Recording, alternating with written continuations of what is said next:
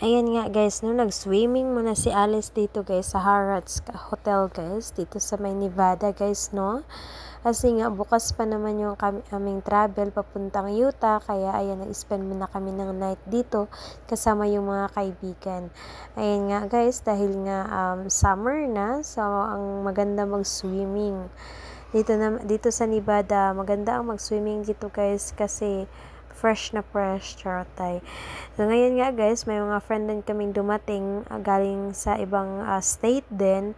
So, nagkita-kita kami dito sa Nevada. Dito sa hotel guys, no, bago kami mag-travel papuntang Utah. So, ayan nga sila guys, si Ate Gina, si Ate Rose, at yung anak niya din. So, actually guys, first time din namin magkita-kita dito sa Nevada, no. Hangout lang. So, ngayon, medyo mahaba-haba kasi yung aming travel papuntang Utah dahil nga magsasakyan lang kami. So, may anuhin lang kami doon, guys.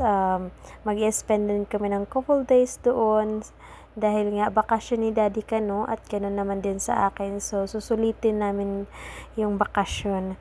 Kaya abangan niyo yung mga video guys, sa couple days na magpo-post ako ng iba't ibang video guys sa travel namin.